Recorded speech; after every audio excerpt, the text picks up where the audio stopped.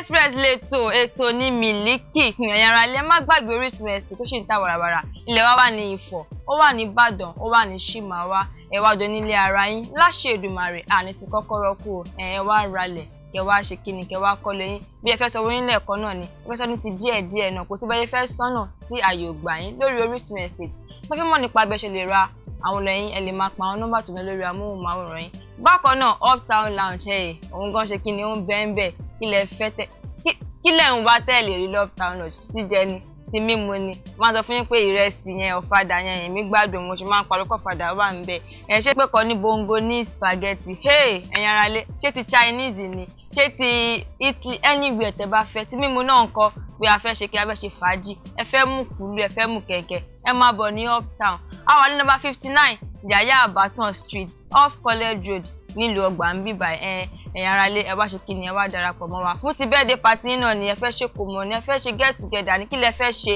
àǹfààní wà fún yín láti wá ṣe gbogbo ayẹyẹ yín ní Uptown Lounge kò ń ṣe island nìkan ni fàájì wà mainland gan bí fàájì ń ṣe kí ni ó ń ṣàn ní ti mùkúlú mù kẹ̀kẹ́ ẹ̀yin ara lé àlejò wa ti wà nílé agodo sọ fún ilé ẹ̀kọ́ pé àlejò mi scriptwriter ni wọ́n producer ni wọ́n àwọn kan fúnra wọn tó máa ṣe kí ni wọ́n tó máa actor gọ́gọ́ làwọn fúnra wọn ní tí mo fi tọ̀wọ̀tọ̀wọ̀ dárúkọ Ọ̀gbẹ́ni Délé Michael ẹ kú jókòó. Ẹ kú jókòó olóòtú. mo ṣe ti fìlà yín ẹ bá mi káwọn ará lé. ẹ̀yin ará lé ẹ kú lé o ṣé àlàáfíà la bá yín. bó ṣe máa kí wọn nìyẹn ọmọ olúbo ní. ọ̀nà ká tún ṣe kí wọn. ẹ̀yin àṣà ní dọ̀bálẹ̀. ẹ̀yin ará lé ẹ kú jókòó tó bá yẹ kóbìnrin lẹ fẹ́ bá sọ̀rọ̀ sí ohun yín ajá gèrè ẹ̀wọ̀n bẹ́ẹ̀ ṣe máa jù sí wọn pé àbáwo ni ọmọ gẹ́ bá mi kí wọn ní ti tòǹdó ní ti tèkó dáadáa. àdá náà ẹ̀yin ará lé akínyìn o ṣé àlàáfíà lẹ bá yín gbogbo lé ńkọ́ ojú tẹ fi ń wò wá ò ní fọ́ o ẹ̀dẹ̀ máa ra ṣẹ́ wa dáadáa o ẹ má ra fáyéré ètò. kí ló dé ṣé advert lè wá ṣe ń bí ni ẹ ti ń polówó ọjà nìyẹn èmi á gbowó lọ́wọ́ yẹn máa fáìn nìyẹn. alákìkí náà ni. kò sí wàhálà yẹ káwọn ará lè mọ yín ta ní Délé Michael. Délé Michael orúkọ Délé Michael gangan ni Adémúwàgùn Ọládélé Michael na short sí Délé Michael. à ń sọ̀rọ̀ script writing à ń sọ̀rọ̀ screenplay à ń sọ̀rọ̀ pan direct à ń sọ̀rọ̀ production gbogbo ẹ̀ báyìí la máa yànnàná lórí ètò Miliki Express tòní àmọ́ yẹ ká bẹ̀rẹ̀ láti script writing tí a bá ní kí ẹ define script writing kí ni ìtumọ̀ script writing. Script writing ní wàá ní kémi divine nǹkan tíyàn máa jókòó tó máa ronú I can define a script write in a different way. Orí ètò Yorùbá la wà ṣẹ́rí inspiration tó máa ń gbé ìtàn kíkọ wá ó pọ̀ oríṣiríṣi àwọn míì máa ń jẹ́ àwọn míì máa ń rí lójú ìran àwọn míì máa ń rí tí pé wọ́n bá sùn wọ́n máa lálàárí nǹkan àwọn ẹlòmíì máa ń rí tó yẹ pé kí ni mo máa pè ní Yorùbá reality nǹkan tó ń ṣẹlẹ̀ náà máa fi ń kọ story. àsọ pé tẹ́yìn bá fẹ́ kọ story nìsín wọ́n máa ń gbé wá fún yín láti gbé òun. àwọn story tẹ́mi bí mi ṣe máa ń kọ story tí mo bá ti lè mú báírò mi dání nǹkan tí màá kọ àwa that is my inspiration. tẹ́ bá ti di báírò mi báyìí. báírò mi. tẹ́ bá kàn tí máa fún yín báírò sí àti ìwé ẹ máa kọ script fún wa ẹ kọ story fún wa tá a máa yaṣẹ́ ní tìǹtìǹ. lágbára Ọlọ́run. ṣe inspiration ti yín ni pé tẹ́ bá ti di báírò mi.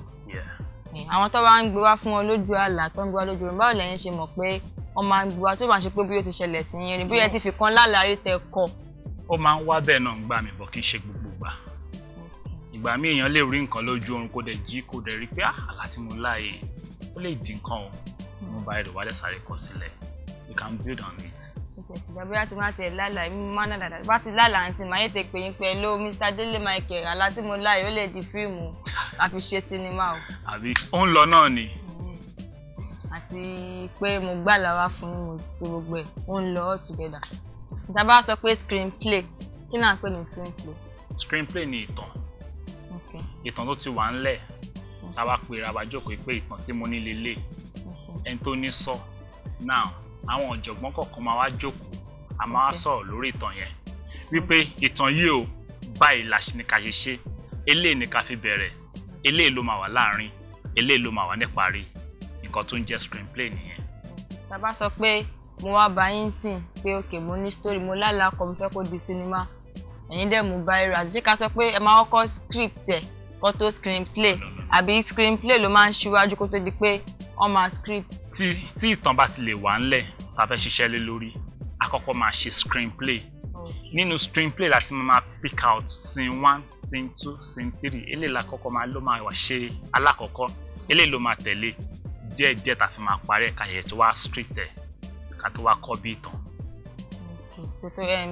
Tí kò tí ì yé mi tó ni o, tí ẹni tí ó ní ìtàn tó bá ti dé tó bá bá yín tẹ́yìn bá máa kọ́ ẹ̀yin kọ́ bí ìtàn, tẹ́ bá kọ́ bí ìtàn tán ẹ máa pa àwọn ọ̀jọ̀gbọ́n ọjọ́ pẹ̀lú ẹni tó ní eré náà òun náà máa wà lórí ìjókòó tó máa fi screenplay àbí kò kàn dandan kọ́ wà ń bẹ̀.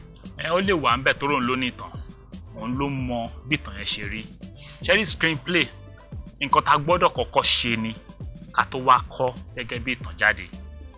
Because nínú screenplay ní another idea ti máa wáyé pé elé o máa bring idea àti okay ẹ jẹ́ ká add ilé mọ́ ẹ jẹ́ ká yọ ilé kúrò.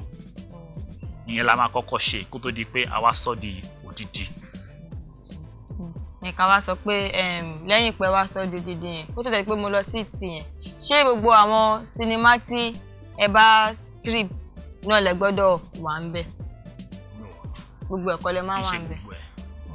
At least àwọn sinimá tí mo ti kọ jáde ká má ní ká máa wọlé tí mo ti wà ń bẹ̀ bóyá 10%.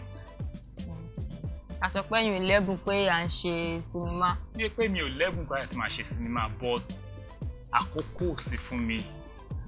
Àbí ká sọ pé ẹ̀bùn ni pé script ẹ̀kọ́ ìyá ti pé ká máa ṣe fíìmù ni pé ẹ ṣáàbà wọn ṣe àbí tó bá wò pé a máa rí driver fún iṣẹ́ tà ń jà yìí ó yá Sádélé ẹ̀yìn ya ẹ lọ wa mọ́tò yẹn. Kì í ṣe bẹ́ẹ̀.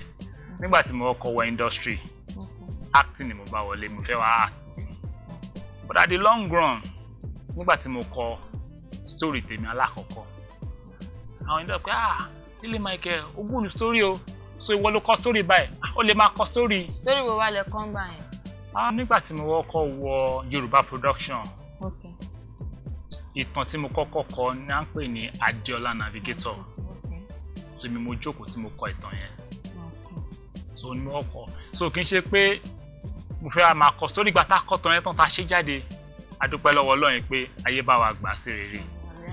So àwọn yẹn wá sọ pé Délé Michael òun kọ story gan o lè máa kọ story kíní kan from there ilé ń wá fún mi story ilé ń wá fún mi story ó yẹ di mi pé èmi náà wò kó wá jókòó ti story láti máa kọ nìyẹn.